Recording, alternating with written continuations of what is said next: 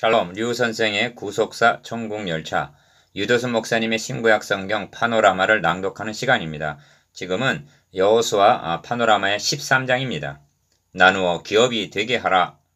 도표 해설, 도표를 보십시오. 13장의 주제는 나누어 기업이 되게 하라 7절이라는 말씀입니다.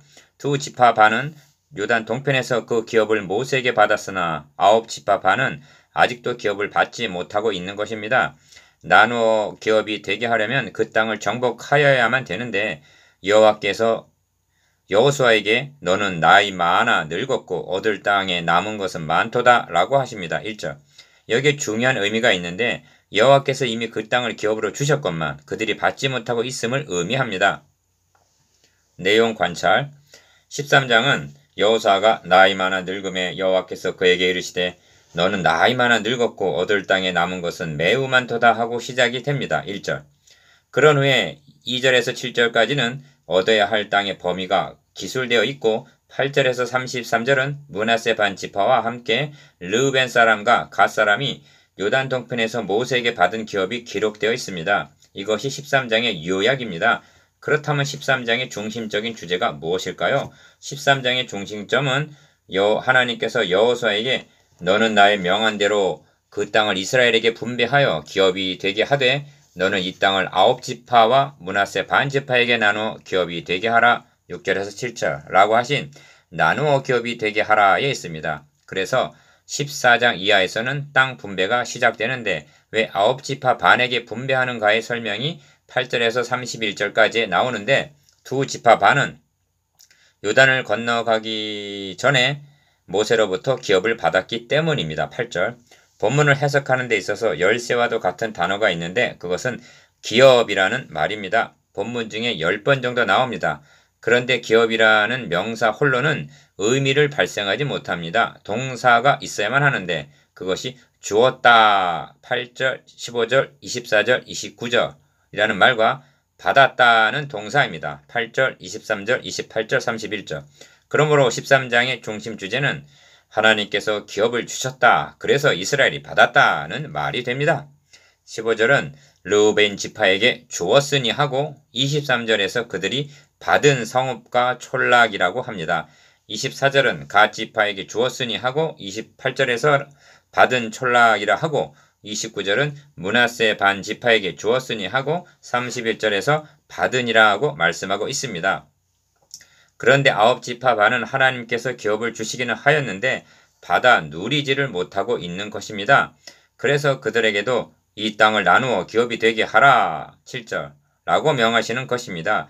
기업이라는 주제는 13장에 국한된 주제가 아니라 여호수아서 후반의 주제이기도 합니다.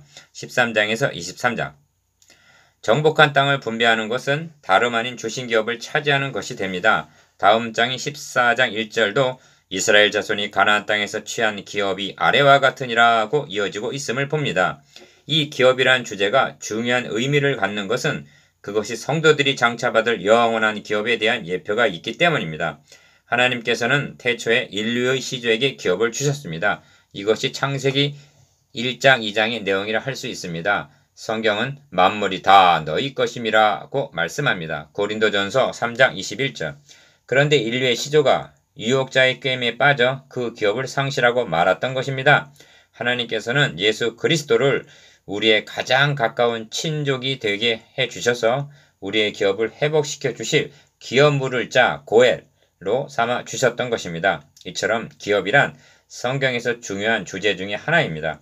아브라함은 장래 기업으로 받을 땅에 나갈새 갈 바를 알지 못하고 나갔다고 말씀합니다. 히브리서 11장 8절. 베드로전서 1장 4절에서는 썩지 않고 더럽지 않고 쇠하지 아니하는 기업을 있게 하시나니 곧 너희를 위하여 하늘에 간직하신 것이라 라고 하십니다. 반대로 음행하는 자나 우상 숭배자는 다 그리스도와 하나님의 나라의 기업을 얻지 못하리라고 경고하고 있습니다. 에베소서 5장 5절. 성령님은 우리가 받을 기업의 보증이 되신다고 말씀합니다. 에베소서 1장 14절. 하나님께서 선민 이스라엘에게 가나안 땅을 기업으로 주심은 우리에게 주실 영원한 기업에 대한 예표가 됩니다. 본문의 주제가 바로 이 기업인데 하나님께서 주심으로 이스라엘이 받았다는 것입니다. 그런데 첫 절에서 얻을 땅에 남은 것은 매우 많도다고 말씀하시는 것은 하나님께서 주셨는데 이스라엘이 아직 받지 못한 땅이 매우 많다는 뜻이 됩니다. 그래서 하나님은 내가 그들을 이스라엘 자손 앞에서 쫓아내리니 너는 나의 명한 대로 그 땅을 이스라엘에게 분배하여 기업이 되게 하되 너는 이 땅을 9지파와 므낫세 반지파에게 나누어 기업이 되게 하라고 명하시는 것입니다. 6절. 기업 분배와 관련하여 주목해야 할 말씀이 하나 있는데 그 가족대로 29절 또는 가족을 따라라는 말씀입니다. 15절, 24절. 이 말씀은 각 지파에게 기업을 분배하는 15장 이하에서도 계속되고 있음을 봅니다. 15장 1절, 16장 5절, 17장 2절, 18장 11절, 19장 1절, 10절, 17절, 24절, 32절, 40절. 기업은 지파에게 한 덩어리로 주어진 것이 아니라 가족대로 받았던 것입니다. 심지어 슬로보앗의 5딸에게도 주어졌음을 성경은 밝히고 있습니다. 17장 3절. 오직 레위 지파에게는 14절, 33절 기업을 주지 아니하였는데 그것은 하나님 여호와께서 그 기업이 대심이었더라고 말씀합니다. 그렇다면 그는 가장 귀한 기업을 받은 것이 됩니다. 이 내용을 통해서 우리에게 주시는 의미는 1. 하나님은 자기 백성 자녀들에게 기업을 주신다는 것과 2. 자녀이면 한 사람도 빠짐없이 누구나 기업을 받게 된다는 것과 3. 하나님이 주신 기업은 쟁취하여야 한다는 것과 4. 하나님이 주신 기업은 받아 누려야 한다는 진리를 깨닫게 됩니다.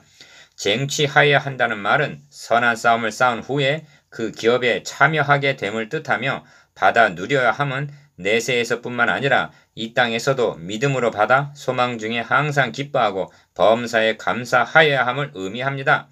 때려 시련이 닥치더라도 우리를 위하여 하늘에 간직해 두신 썩지 않고 더럽지 않고 쇠하지 아니하는 기업 베드로전서 1장 4절을 바라보면서 위로와 새 힘을 얻어야 할 것입니다. 적용. 여러분, 하나님께서 주신 기업은 매우 많은데 우리가 이미 받은 것보다는 아직도 받지 못하고 있는 기업이 더 많은 것은 아닌지요? 하나님께서 주신 기업은 내세 받아 누리게 됩니다마는 이 땅에서도 믿음으로 받아 소망 중에 누려야 합니다. 그러기 위해서는 성도 안에서 그 기업의 영광의 풍성이 무엇인지를 알아야만 합니다. 에베소서 1장 18절. 이것을 모르기 때문에 많은 하나님의 자녀들이 가련하고 가난한 듯한 삶을 살아가고 있는 것입니다. 누리는 자의 고백을 들어보십시오. 근심하는 자 같으나 항상 기뻐하고 가난한 자 같으나 많은 사람을 부유하게 하고 아무것도 없는 자 같으나 모든 것을 가진 자로다. 고린도후서 6장 10절. 또한 영원한 기업이란 선한 싸움을 싸운 후에 얻어지는 쟁취하여야 함을 명심하십시다. 나누어 봅시다. 1. 13장의 주제가 무엇입니까? 2.